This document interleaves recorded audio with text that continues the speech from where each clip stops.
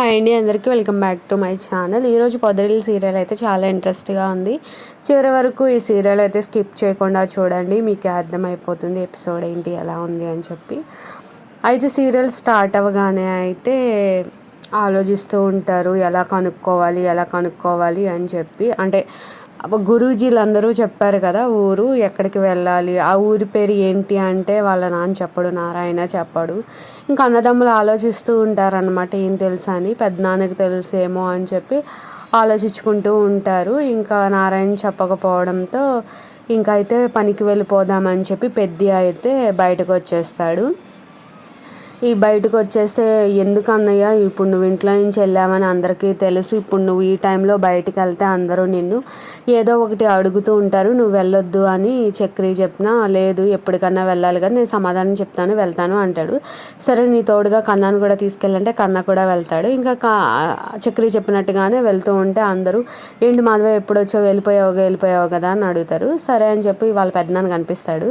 వాళ్ళ పెద్దనాన్న కూడా అడుగుతాడు అనమాట, ఏం కొంచెం ఇలా మాకు మొక్కు ఉంది, ఆ ఊరి పేరు చెప్తా ఉంటే నాకు తెలియదు, ఎవర్రా నీకు పెద్దనాన్న, ఏదో మొన్న పలకరించాం, ఉన్నావో సచ్చామో అని పలకరించాం, ఇప్పుడు మాటలు కలపాలని చూస్తున్నావా, ఎల్లవతలుగా అనేస్తాడు.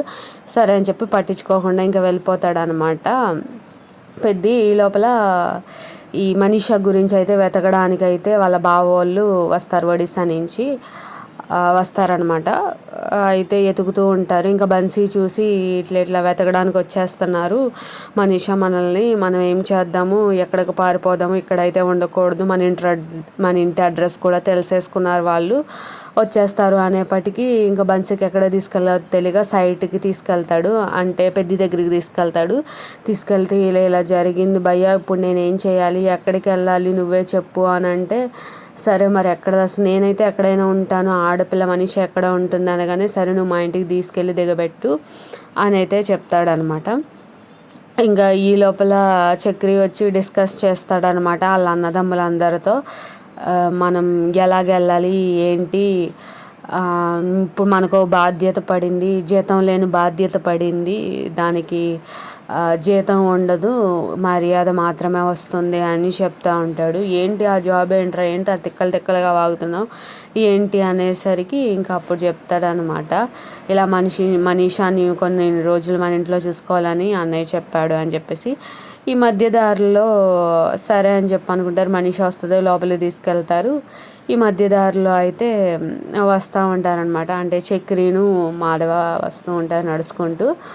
వస్తూ ఉంటే పెద్దనాన్న నిన్న పలక్కోకుండా ముందుకెళ్ళిపోతే మళ్ళీ చక్రి ఏమంటాడంటే, చెప్పింది చెయ్యపోతే పాపం తగిలిద్ది అని చెప్తాడనమాట. ఒక్కసారిగా షాక్ అయిపోతాడు చక్రి వాళ్ళ పెద్దనాన్న. సరే అని చెప్పి ఏదో తినుకుంటూ వస్తాడనమాట, జాంకాయలో ఏంటో తినుకుంటూ వచ్చి, చూసావా అన్నయ్య ఇంటికి వెళ్తే అత్తకు పెట్టాల్సి వచ్చిద్దని చెప్పి దారిలోనే తినేస్తున్నాడు మీ అన్నయ్య, మీ పెద్దనాన్న అంటాడు.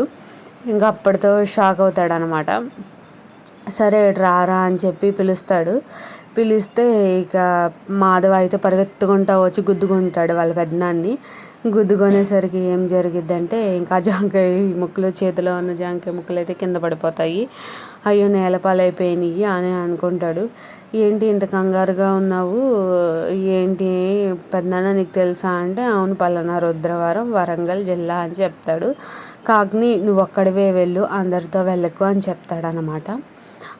సరే అని చెప్తాడు. ఇంటికి వచ్చిన తర్వాత వీళ్ళందరూ డిస్కస్ చేసుకుంటారు, ఎలా వెళ్ళాలి ఏంటి అని చెప్పి. ఇంక ఇంటికి వచ్చిన తర్వాత నారాయణని కూడా అడుగుతారనమాట, మాకు తెలిసింది మీ అన్నయ్య చెప్పాడంటే, వాడెందుకు చెప్తాడు, వాడు అసలు చెప్పడు, వాడికి తెలియదు, వాడు చెప్పడానికి ఛాన్సే లేదని అంటూ ఉంటాడు అనమాట. అది రుద్రవరం అని చెప్తాడు పెద్ది. అలా చెప్పగానే అయితే నారాయణ అయితే షాక్ అయిపోతూ ఉంటాడు. దీనికంటే ముందు అయితే మహాలక్ష్మి ఎలా తెలుసుకోవాలి ఆ ఊరి పేరు ఎలా తెలుసుకోవాలి అని చెప్పి అయితే గాయత్రికి ఫోన్ చేస్తుంది. గాయత్రికి ఫోన్ చేయగానే చెప్పు అని అంటుంది. ఏంటి ఎందుకు ఫోన్ చేస్తావు ఏంటి అనుకోకుండా చెప్పు అని అంటున్నా, అంటే మీకు ఏదైనా పని ఉంటేనే కదా నాకు చేస్తారు, లేకపోతే నాకెందుకు ఫోన్ చేస్తారు అని అయితే గాయత్రి అంటుంది. ఓహో సరేలే, అవును పనుండే చేశాను, ఇట్లా మీ చిన్నప్పుడు ఒక ఊరు ఉందంట కదా గ్రామదేవత, అదేం ఊరు చెప్పు, మేము తెలుసుకోవాలి, టైం వచ్చింది అని అడుగుతుంటుంది మహాలక్ష్మి. అవునా, అయితే ఆ ఊరు కూడా నాకు గుర్తులేదు, నేను చిన్నతనంలో 1-2 సార్లు వెళ్ళానంతే, పలానా బస్ స్టాండ్ దగ్గర, అక్కడి నుంచి ఒక చిన్న సందు, చాలా విలేజ్ ఉంటుంది, చిన్న విలేజ్ అని చెప్తుంది గాయత్రి. నాకు కూడా అంతగా తెలియదు అంటది.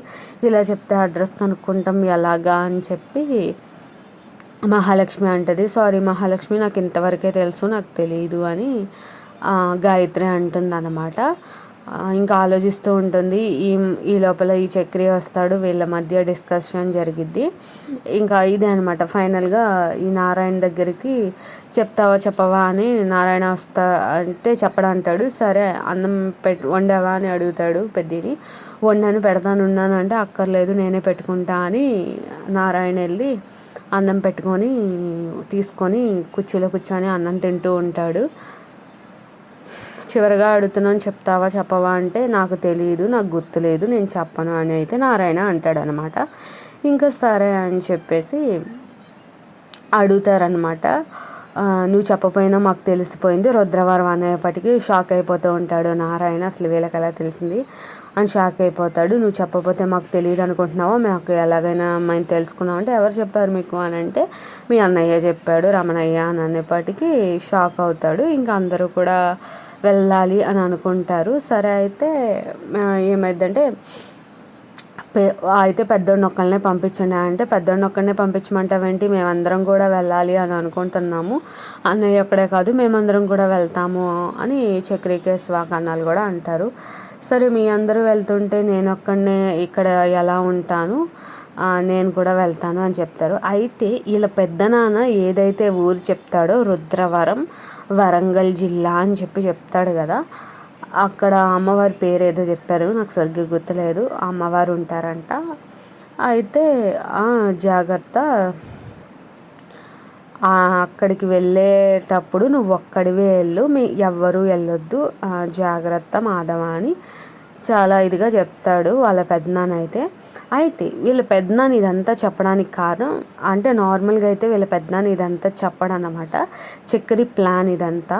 ఫస్ట్ అడిగినప్పుడు సరిగ్గా చెప్పడు కాబట్టి ఇంకా చక్రి ప్లాన్ చేసి ఒక పూజారి, ఒక పంతులు గారికి లాగా ఒక గెటప్ వేయించి ఒక అతనికి, నేను అమ్మవారిని, నువ్వేంటి దృష్టుడా, నా అడ్రస్సు నేను ఎక్కడున్నానో చెప్పమంటే చెప్పలేదు, నువ్వు అలా అయిపోతావు ఇలా అయిపోతావు అని చెప్పించినట్టు మాట్లాడతాడనమాట గురూజీ పంతులు గారు. అలా మాట్లాడేప్పటికీ చాలా భయం వేస్తుంది ఎవరికి, రమణయ్యకి.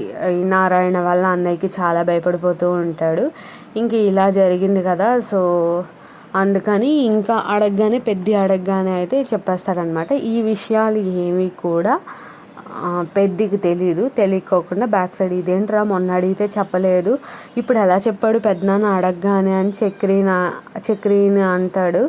అదంతా మ్యాజిక్లే అన్నయ్య అని చెప్పి ట్రాన్స్లోకి వెళ్ళి ఈ గతాన్ని గుర్తు చేసుకుంటాడు చక్రి అనమాట.